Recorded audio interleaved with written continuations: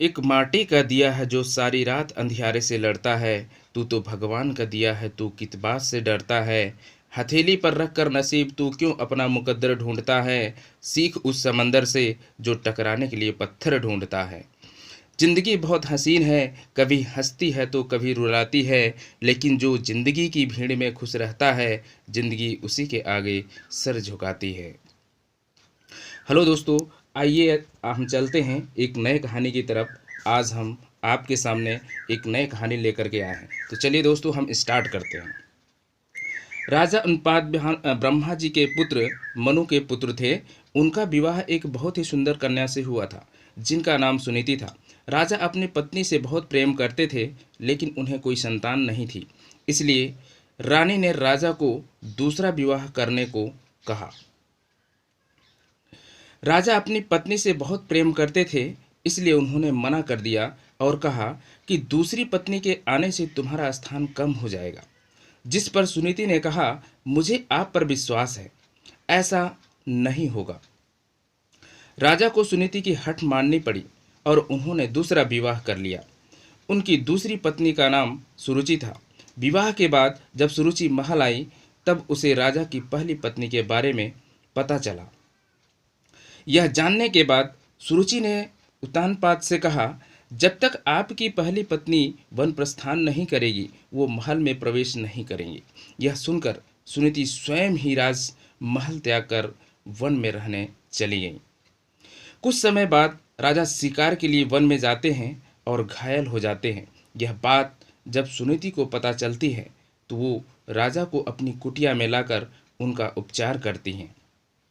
राजा कई दिनों तक अपनी पहली पत्नी के साथ रहते हैं। उस दौरान सुनीति गर्भवती हो जाती है और उन्हें पुत्र रत्न की प्राप्ति होती है, जिसका नाम ध्रुव रखा जाता है, जिसके बारे में राजा को ज्ञात नहीं रहता।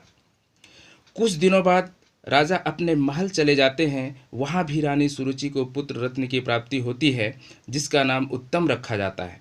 कुछ समय बाद राजा उत्तनपाद को ध्रुव के बारे में पता चलता है। वो रानी सुनीति को महल में आने का आग्रह करते हैं, लेकिन वो नहीं आती। ध्रुव को कभी कभी महल भेज दिया करती। यह सब देख रानी सुरुचि को ध्रुव से घृणा होने लगते हैं। एक दिन ध्रुव अपने पिता उत्तानपाद की गोद में बैठता है। यह देख रानी सुरुचि को क्रोध आ जाता है और वो उसे धक्का देकर अपशब्द कहती हैं और उसे छोड़ी हुई स्त्री का पुत्र कहकर अपमानित करती हैं। नन्हा ध्रुव कुटिया में आकर माँ को पूरा घटनाक्रम सुनाता है। तब माता सुनीति उसे समझाती हैं, बेटा, अगर कोई बुरा कहे तो उसके बदले में उसे बुरा मत कहो, इससे तुम्हें ही हानि होगी। अगर तुम अपने पिता की गोद में ससम्मान बैठना चाहते हो तो भगवान विष्णु की उपासना करो, वो जगत पिता हैं। अगर बैठना है तो उनकी गोद में बैठो। बालक ध्रुव के मन में यह बात बैठ जाती है और वह यही भाव लिए यमुना तट पर नहाने जाता है। वहाँ उसकी मनोदशा देखकर जानकर नारद मुनि आते हैं और वो ध्रुव को भगवान की भक्ति की विधि बताते हैं, जिसे जानने के बाद ध्रुव कठोर तपस्या में लीन हो जाता है। कई महीनों तक खड़े होकर तपस्या करता है। कभी जल में तपस्या करता है तो कभी एक उंगली पर खड़े होकर। निरंतर ओम नमो वासुदेवाय का जाप पूरे ब्रह्मांड में गूंजने लगता है। नन्हे से बालक की इस घोर तपस्या को देख भगवान उसे दर्शन देते हैं। बालक ध्रुव भाव विभोर उठता है और कहता है, मुझे माता पिता की गोद में बैठने नहीं देती। मेरी माँ कहती हैं कि आप इस सृष्टि के पिता हैं,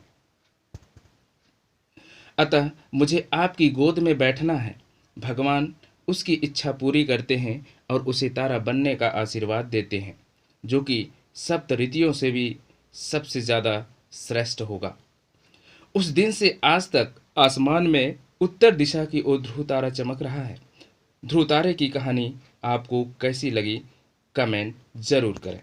दोस्तों, अगर आप नए हैं तो चैनल को सब्सक्राइब ज़रूर करें, ताकि इसी तरह से आपको नई नई कहानियाँ और प्रेरणादायक कहानियाँ मिलती रहें। दोस्तों, बेल घंटी को दबाना मत भूलिएगा। धन्यवाद।